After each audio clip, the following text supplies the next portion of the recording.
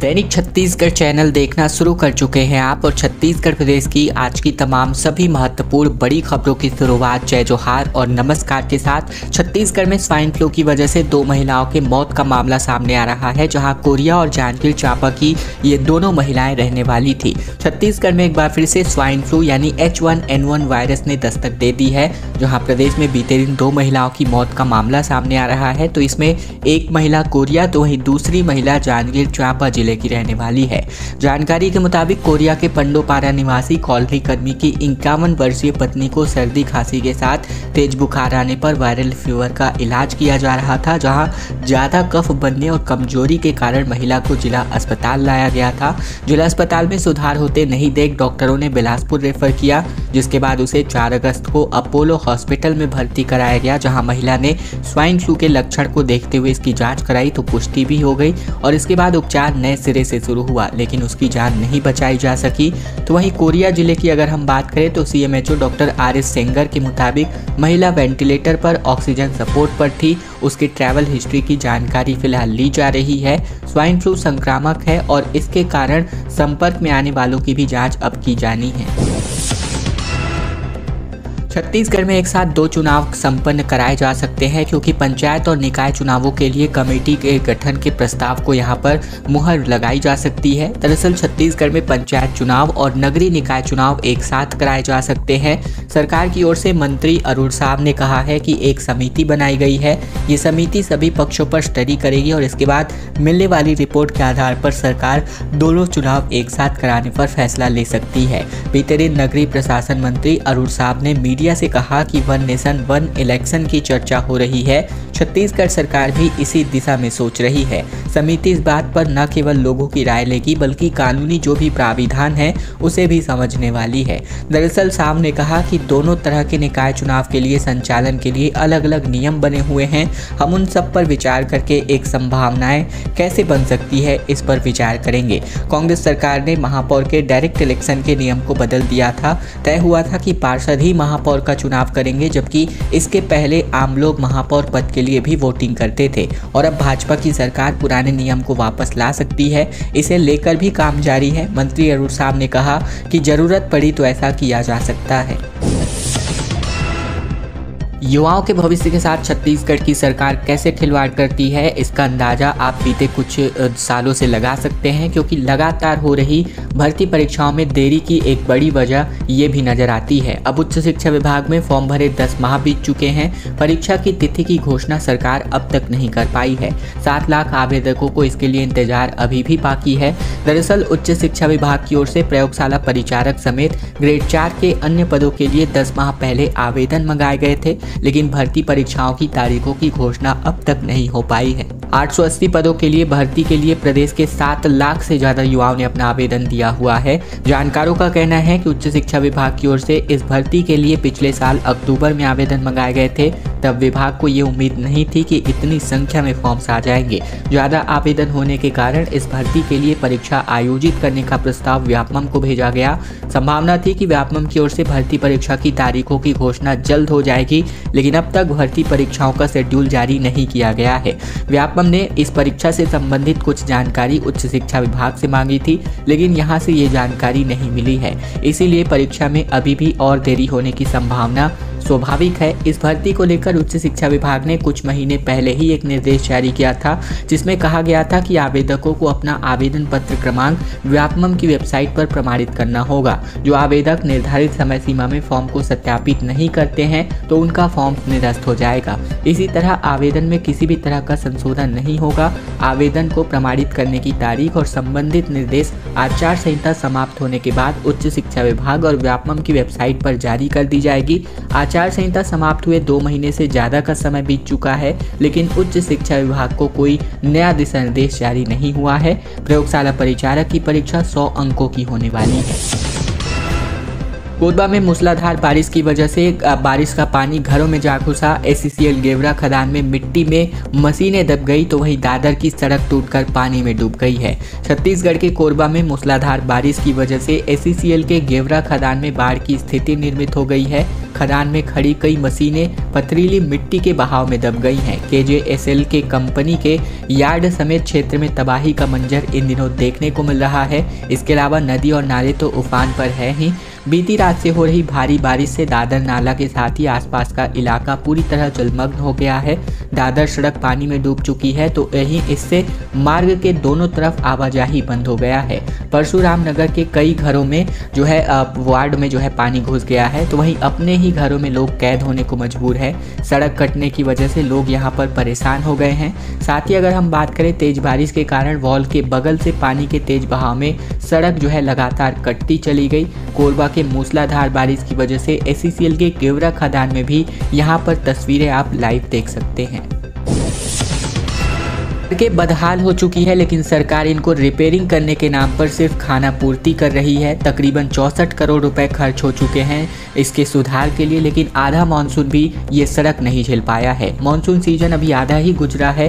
30 सितंबर से मानसून की विदाई शुरू होगी, लेकिन 2 महीने बारिश के बचे हैं और अभी भी शहर की सड़कों से डामर की परत जो है उखड़ चुकी है। खासतौर पर उन सड़कों की बजरी बहकर गड्ढे हो गए हैं जिन्हें मानसून के ठीक पहले अप्रैल और मई में रिपेयर किया गया था।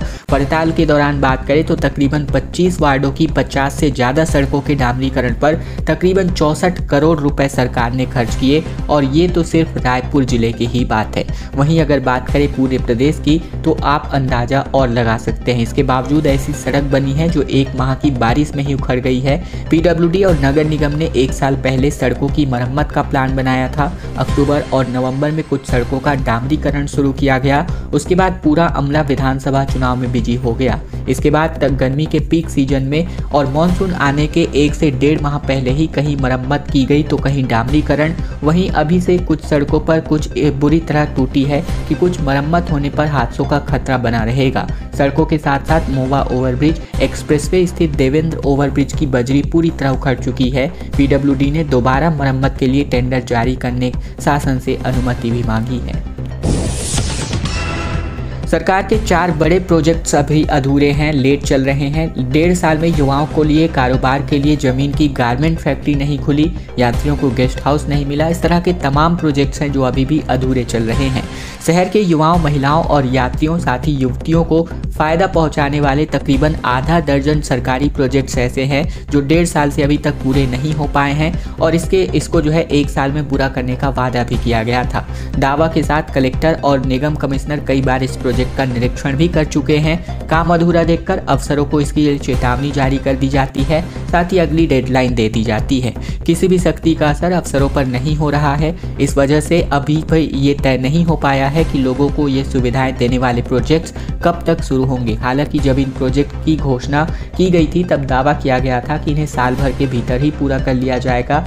दरअसल कई ऐसे प्रोजेक्ट्स हैं जिनमें अगर हम बात करें तो नए कारोबार के लिए ज़मीन की अलॉटमेंट नहीं हो पाई है, तो ये तो अलॉटमेंट की ही बात है जो अभी तक नहीं हो पाई। युवा खुद कारोबार शुरू करने के लिए तकरीबन 1.5 साल पहले सड्डू की 6 एकड़ की ज़मीन पर Mahatma Gandhi urban industrial park बनाने की घोषणा तैयार की गई थी योजना को। साथ ही इस ज़मीन को डेवलप करने के लिए निगम ने 1 करोड़ खर्च भी कर दिया। यहाँ एक साइज के लिए 22 प्लॉट भी बनाए गए हैं। तो वहीं महिलाओं के लिए गारमेंट फैक्ट्री की घोषणा की गई थी जो अभी तक नहीं बन पाई। मोवा में बस स्टैंड में गेस्ट हाउस बनाया जाना था, लेकिन ये अभी भी बंद है। नया स्टार्टअप सेंटर का काम भी अभी भी अधूरा है जो युवाओं के लिए अपने छत्तीसगढ़ सरकार डिजिटलीकरण की ओर आगे अपने कदम बढ़ाती नजर आ रही है, जहां रजिस्ट्री से लेकर के मंत्रालय तक के काम अब पूरी तरह ऑनलाइन मोड पर होने वाले हैं। मुख्यमंत्री विष्णुदेव साय सरकार डिजिटलाइजेशन को बढ़ावा देने की दिशा में अब आगे बढ़ रही है। लगभग सभी सरकारी कार्यालयों के कामकाज में पारदर्शिता और तेजी लाने के लिए डिजिटल तकनीक का सहारा लिया जा रहा है। ई फाइल तकनीक के जरिए मंत्रालय में सभी नोटशीट अब ऑनलाइन लिखी और भेजी जानी है। साथ ही फाइलों के आदान और प्रदान में भी इस वजह से तेजी आएगी। मंत्रालय में किस स्तर पर कितने दिनों से फाइलें रुकी हुई हैं, इसकी जानकारी भी अब तत्काल प्राप्त हो जाएगी। इसी प्रक्रिया के अंतर्गत 15 अगस्त से मंत्रालय में ई ऑफिस के क्रियान्वयन का निर्णय लिया गया है। मुख्य सचिव अमिताभ जैन ने मंत्रालय में बीते दिनों ई ऑफिस के क्रियान्वयन की समीक्षा की, जहां NIC के प्रोजेक्ट डायरेक्टर ने मंत्रालय में ई ऑफिस प्रक्रिया का प्रस्तुतिकरण दिया। इस मौके पर मंत्रालय के सभी विभागों के सचिव भी मौजूद रहे। भिलाई और चरोदा में 25 दिन बाद भी पानी में 16,000 घरों में पानी नहीं आ पाया है। दरअसल बात करें तो छत्तीसगढ़ के नगर निगम भिलाई चरोदा में 16,000 घरों में पानी कनेक्शन जल आवर्धन योजना के तहत दिया गया है। तो वहीं इस तरह के तकरीबन 1 लाख लोग यहाँ पानी के जो है इस्तेमाल करते हैं पीने के पानी का। 15 जुलाई 2024 से पानी आना बंद हो चुका है, तब से लोग आस पड़ोस से पानी मांग रहे हैं। तो वहीं जिस मोहल्ले में बोरिंग में पंप लगा हुआ है वहाँ पर उस पानी को लेकर के लगातार किल्लतों का सामना भी करना पड़ रहा है। निगम के अधिकारियों का कहना है कि बारिश के दौरान बिजली गिरने से उरला स्थित फिल्टर प्लांट के ट्रांसफार्मर में दिक्कतें आ गई हैं और निगम के पास यहाँ पर 2 ट्रांसफार्मर था, दोनों ही खराब हो चुके हैं और इसके मरम्मत का काम किया जा रहा है। ट्रांसफार्मर में लगने के लिए टीपीसी कवरिंग भोपाल से मंगवाया गया है। तो वहीं कुछ और वक्त लगने की बात यहाँ कही जा रही है, तब तक फिल्टर प्लांट से आपूर्ति प्रभावित रहेगी। 15 जुलाई 2024 से पानी की आपूर्ति नहीं हो रही है और इस फिल्टर प्लांट से तकरीबन 13 नए पानी टंकी में पानी की आपूर्ति की जाती है। 5 पुराने पानी टंकी हैं और इसी के सहारे 40 वार्डों में रहने वाले घरों तक जो है पानी पहुंचाया जा रहा है। आंगनबाड़ी कार्यकर्ताओं ने जो है कलेक्ट्रेट कार्यालय का घेराव कर अपनी मांगों को उनके सामने रखा। दरअसल केंद्रीय बजट में ICDS की राशि में कटौती के मामले को लेकर आंगनबाड़ी कार्यकर्ताओं और सहायिकाओं ने जो है कलेक्ट्रेट कार्यालय के सामने अपना धरना प्रदर्शन करते हुए अपनी विभिन्न मांगों को रखा और नारेबाजी करके अपनी आवाज़ बुलंद की। सैकड़ों की संख्या में आंगनबाड़ी कार्यकर्ता और सहायिकाओं ने कलेक्ट्रेट कार्यालय के सामने अपना धरना प्रदर्शन करते हुए केंद्र सरकार द्वारा पेश किए गए बजट ICDS के राशि में कटौती का विरोध करते हुए अपनी मांगों को लेकर आवाज बुलंद की। आंगनबाड़ी कार्यकर्ता संघ की पदाधिकारी चित्रलेखा साहू ने कहा कि केंद्र सरकार द्वारा बजट में लगातार कटौती की जा रही है और इस बार भी ICDS के लिए 300 करोड़ की राशि कम कर दी गई है। ऐसे में आंगनबाड़ी कार्यकर्ता और सहायिकाओं का वेतन भी नहीं बढ़ेगा, वहीं बच्चों को दी जा रही पोषण आहार की गुणवत्ता पर भी इसका असर पड़ेगा। रायगढ़ में पुल के ऊपर से पानी बहने लगा, दोनों ओर जो है लोग फंसे रहे। कई लोगों ने अपनी जान हथेली में रख करके इस पुल को पार किया। पानी उतरने के बाद आवागमन पूरी तरह संचालित हो पाया।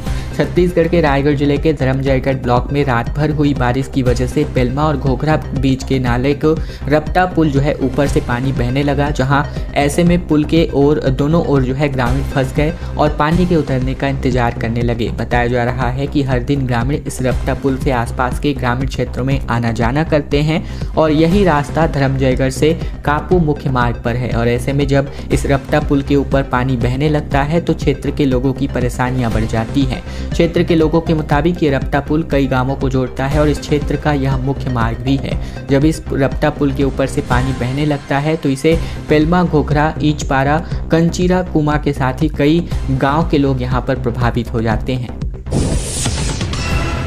पूर्व गृह मंत्री ने कहा कि अधिकारी आ जाए तो जूते से मारूंगा। दरअसल कोरबा में छत्तीसगढ़ के पूर्व गृह मंत्री ननकीराम कंवर का एक वीडियो वायरल हो रहा है, जिसमें वो काफी गुस्से में नजर आ रहे हैं। लोगों से बातचीत करते हुए उन्होंने किसी अधिकारी को जूते से मारने की बात तक कह डाली। बताया जा रहा है कि प्रशासन की टीम अवैध कब्जा हटाने के लिए कनकी गाँव आए हुए थे और इस दौरान ननकीराम कंवर भी मौके पर पहुंचे थे, जहाँ उन्होंने गुस्से में कह दिया कि अगर वो आएगा तो उसे जूते से मारूंगा। 5 एकड़ शासकीय जमीन से यहाँ पर कब्जा हटाने के दौरान ये पूरा मामला हुआ।